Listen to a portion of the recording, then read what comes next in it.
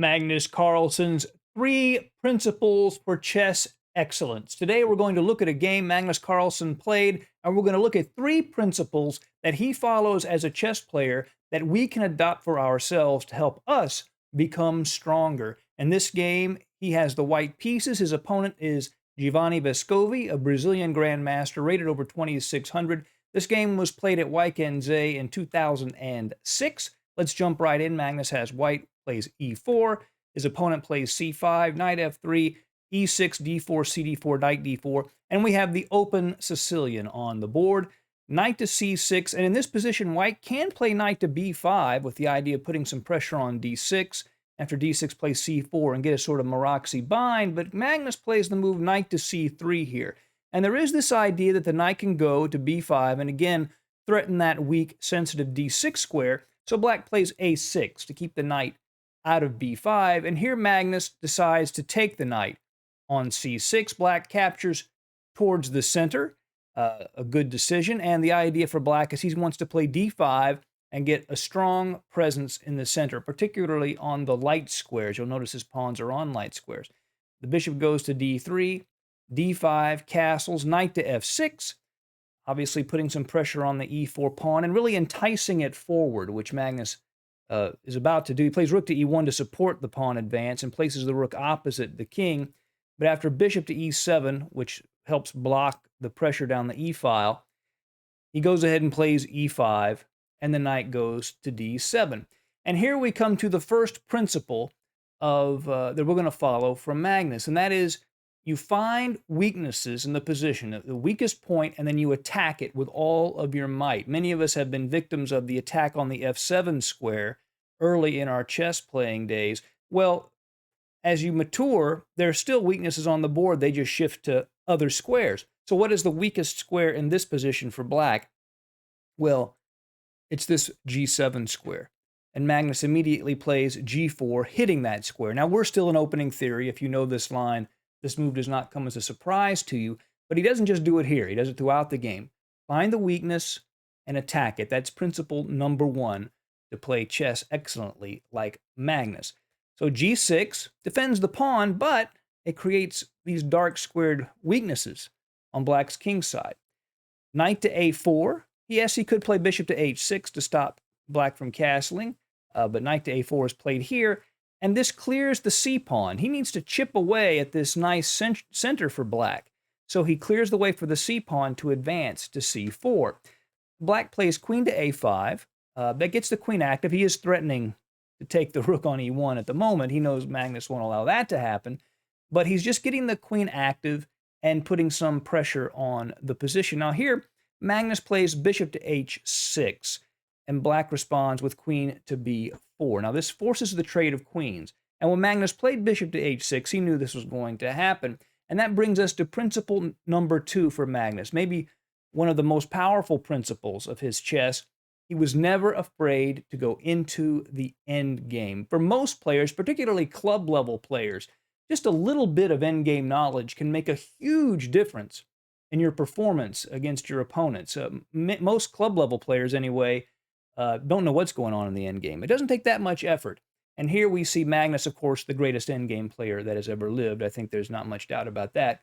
Happily entering an endgame by exchanging queens, even though the king is still in the center of the board. He doesn't mind exchanging the queens. Bishop takes b4, c3 to kick the bishop back. The main move here is bishop to a5. After b4, bishop c7, f4. We can see white has a decent position, a little bit of a bind in the center. After a5, b5, computers see this as equal, but white has a really big score from this position. But in this game, Grandmaster Vescovi plays the bishop back to f8, challenging Magnus's bishop here on h6. He exchanges, rook takes, and now c4. Continuing the process, he wants to again chip away at black's center and reduce its scope. Here, Grandmaster Vescovi plays a novelty. He plays king to e7. Bishop to b7 had been played before, but after rook a to c1, we can see white is already preparing to challenge down the c-file. So king to e7. This way, after the bishop goes to b7, the rooks will be connected. That's the idea. cd5, cd5, rook A to C1. Now we can analyze this position. There are basically three elements. Black has a protected passed pawn on D5. That's a great asset. White has a queenside pawn majority, a 2 versus 1. But the big deal is that white is prepared, Magnus is prepared to penetrate down the C file. He has a lead in development. Some people think when a queen comes off the board, development doesn't matter that much, but actually it's still very, very important. And white has a lead in development for penetrating down the C file here. Rook to A7 to sort of stop that rook from advancing and control that C7 square. B4. Magnus begins to advance the pawn majority and keeps black from playing A5 himself, because he obviously could just bypass that with B5 if he wanted to. Bishop to B7. Now F4. What this does is it frees the E1 rook, which was having to defend the pawn on E5. Now that rook on E1 can move away and develop. Rook to C8, contesting the C file. Rooks are exchanged. Now rook to C1. So he replaces one rook with another, controlling the C file. So king to D8, obviously to defend the bishop on this square.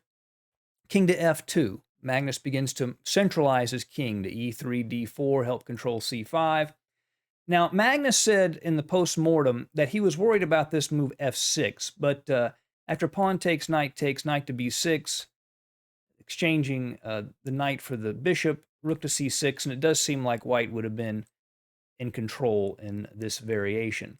But instead, Grandmaster Vescovi plays knight to B8, perhaps to come to C6 and help control D4. Knight to C5. Now, if the square is not challenged, the knight moved away from D7, he can go into C5. Rook to C7 and rook to C2. Now the rook is protected, so if the knight moves, there's no pin on the C file. Knight to D7. Now he challenges that knight on C5, and he could take on D7. After exchanging, you get into this bishop endgame, and you'll notice here, all of these pawns are on light squares, which is not good for black. That means these are targets for white's light-squared bishop and blocks in his own bishop. And white has access to D4. So this would be a pretty good endgame, probably, for white. But Magnus decides to keep both minor pieces on the board. Plays knight to B3. Rooks do come off, however.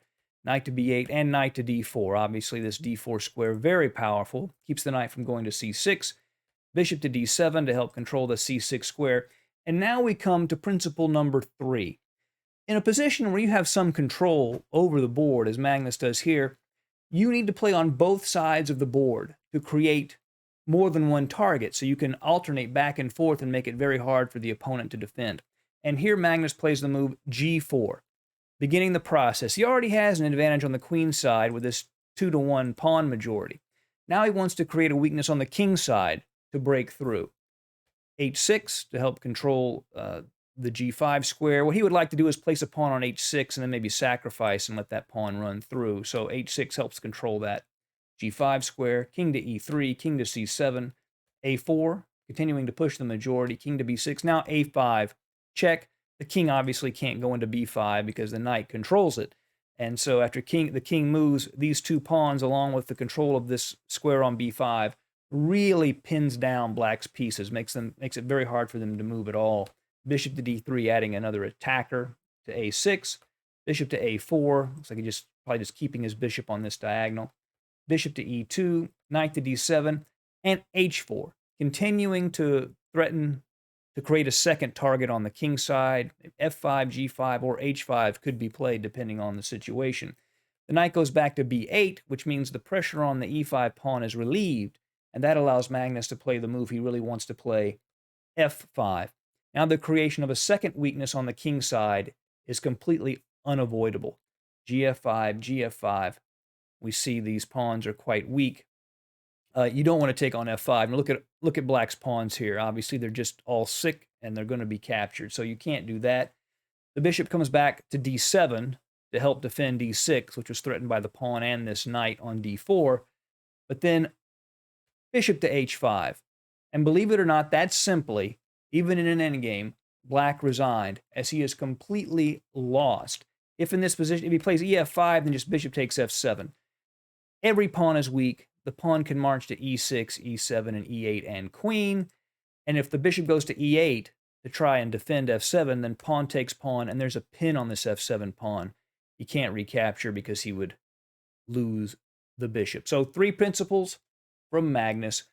Create targets, play on both sides of the board, and don't be afraid of endgames. Hope you enjoyed it. See you again soon at Chess Dog. Goodbye.